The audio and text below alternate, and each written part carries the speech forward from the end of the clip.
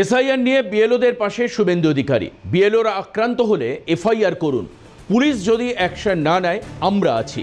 বিরোধী দলনেতা, সবার নেতা, হুমকির কাছে মাথা নত করবেন না, এই বার্তা শুভেন্দু অধিকারীর। কি বলেছেন তিনি, বিএলওদের পাশে থাকবার কি বার্তা দিয়েছেন শোনাবো আপনাদের, শুনুন। বিলম্বে এই বিএলওদের কাছে কারণ জানতে চেয়ে যদি তারা স্বইচ্ছায় করে থাকে তাহলে এফআইআর হওয়া উচিত। আর তাদের যদি চাপ দিয়ে কেউ করিয়ে থাকে, যারা চাপ দিয়েছে তাদের বিরুদ্ধে এফআইআর হওয়া উচিত। ইলেকশন কমিশনের সিনিয়র অফিসার জ্ঞানেশ ভারতী সহ অনেকেই বাংলায় আসছে। আমরা প্রস্তুত আছি অভিযোগ করার জন্য, আমরা প্রস্তুত আছি।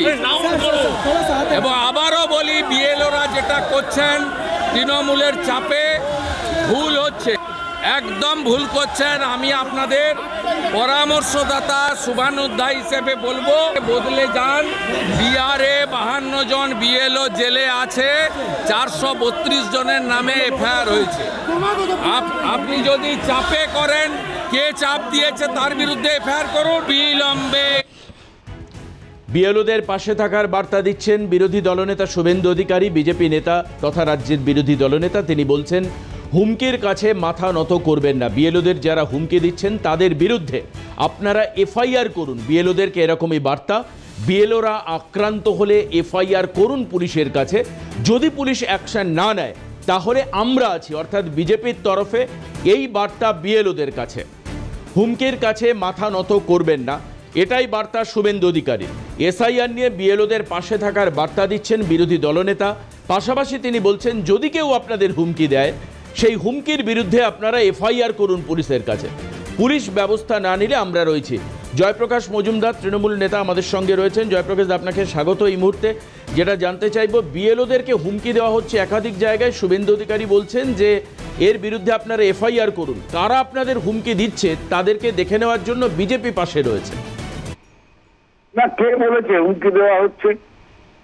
এটা তো শুভেন্দু অধিকারী একটা মন গড়া কথা সকাল সকাল উঠে বলেন, আবার সন্ধ্যাবেলায় শোয়ার সময়ও বলেন, রাত্রে শুতে যাওয়ার আগেও বলেন, সব মিথ্যে কথা। কারণ নির্বাচন কমিশন এসআইআর করছেন, বিএলওরা হচ্ছে নির্বাচন কমিশনের প্রতিনিধি, তাদের অফিসার। নির্বাচন কমিশন গতকাল যে বিজ্ঞপ্তি দিয়েছে, প্রেস রিলিজ, দেখুন তো, সেটা আপনাদের কাছেও আছে, আপনারা সেটা দেখান সাধারণ দর্শকদের, বুঝবেন শুভেন্দু অধিকারী কত বড় মিথ্যেবাদী এবং কতখানি তিনি উত্তেজনা সৃষ্টি করছেন।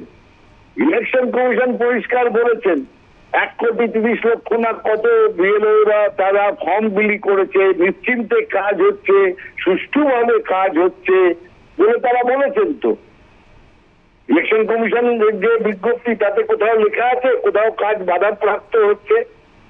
তাহলে গায়ে মানে না আপনি বলুন, ইলেকশন কমিশনের কর্মী এরা, অফিসার। ইলেকশন কমিশন বলতে সুষ্ঠুভাবে কাজ হচ্ছে, আর শুভেন্দু অধিকারী হঠাৎ থেকে খুঁজে পেলেন, তাদের ভয় দেখানো হচ্ছে পুলিশের কাছে যান, নয়তো আমরা আছি, পায়ে পা লাগিয়ে ঝগড়া করার চেষ্টা করছেন। ফল ভালো হবে না শুভেন্দু বাবু, সাবধান করে দিচ্ছি। এই বারবার হাওয়া গরম করতে গেলে আপনার গরম হাওয়া বেরিয়ে যাবে, এইটুকুনি বলে রাখলাম। বেশ, অনেক ধন্যবাদ জয়প্রকাশ মজুমদার, রাজ্য সহ সভাপতি তৃণমূল কংগ্রেস, তিনি আমাদের সঙ্গে ছিলেন। আমরা দেখতে পাচ্ছি যে পুলিশ যদি অ্যাকশন না নেয় আমরা আছি।